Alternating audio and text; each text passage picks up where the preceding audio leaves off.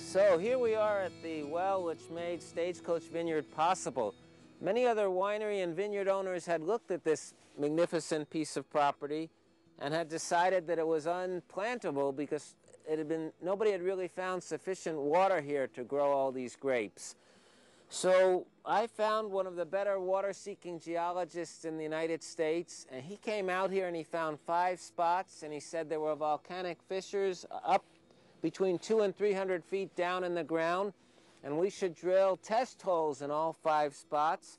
And if we didn't find water by 300 feet, then I should be happy with the vineyard I lived on and just build up my medical practice.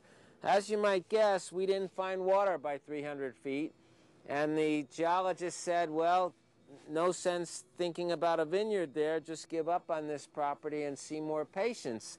I've always enjoyed being a doctor, but I was really loving my home vineyard. We had a long waiting list for grapes, and so rather than give up, I found a water witch, and she came right to this spot with her right-angle divining rods, and right here she said, Dr. Krupp, if you drill here, you're going to find an underground stream. Hard to believe her when the famous geologist had said to quit, but rather than give up, we did drill here. The remarkable thing is we found the stream at 400 feet down. So we went back to the 5 spots the geologist loved, where he said quit at 300 feet.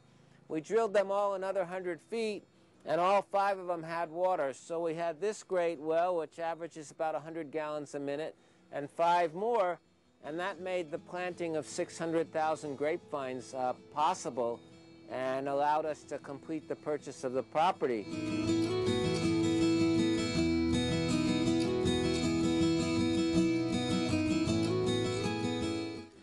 So this road that we see here is one of the main components of what made Stagecoach Vineyard possible. When I found this beautiful piece of property, really the heart of Stagecoach, 750 acres, all these properties surrounding Stagecoach, including Stagecoach, were landlocked. They did not have a legal road in or out, or even easements in or out.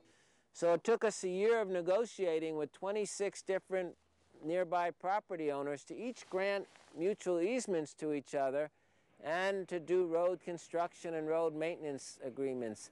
It took 135 legal documents to make that happen, and only a month to build the road. It's not a very fancy road, but it was quite a process. So without the mutual easements and this road, Stagecoach Vineyard wouldn't be possible, and some of the other historic vineyards that have been built along the road wouldn't be possible either.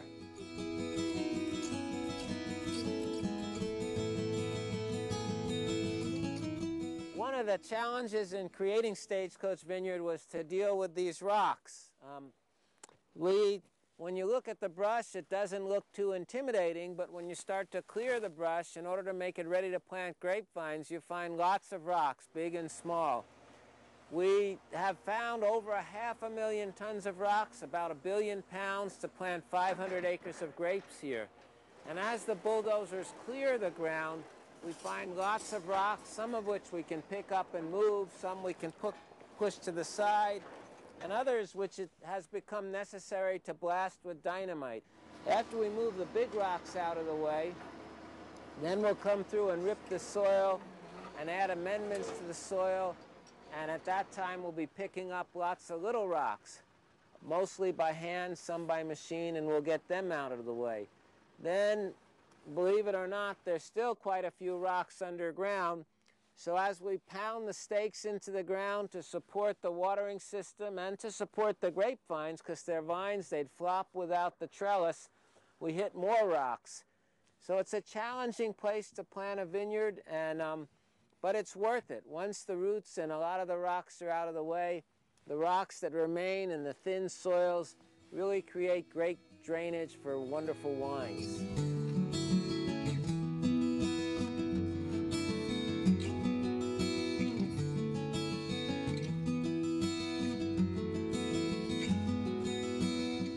Back when the vineyard was first famous and the grapes from that hill used to go down this way to Oakville by horse and wagon, the stagecoaches used to run behind Pritchard Hill there on the way to Lake Berryessa. They also would come up Soda Canyon Road to the old Soda Springs Resort. Black Bart came out here to be a mining engineer. Wells Fargo did him wrong, so he would moonlight and take a break from his mining career by robbing stagecoaches.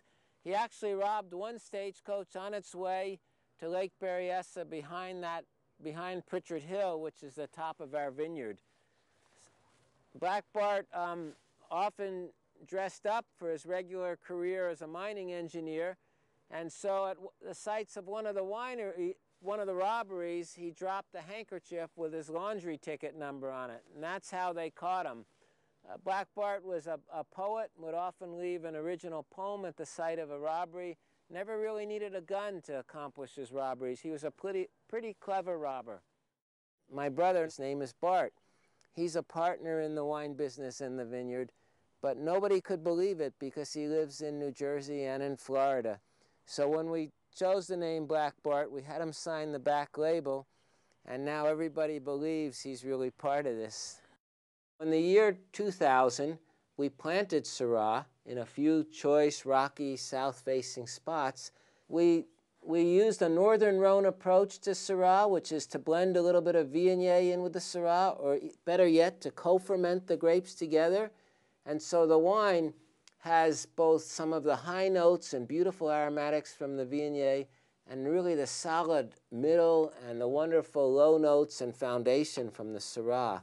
It's got an amazing constellation of flavors. It's got berry and pepper, white and black pepper, a little bit of saffron, smoked meats. It's a pretty incredible wine, Black Bart Syrah, and we're finding that Stagecoach Vineyard is a terrific place to grow Syrah grapes.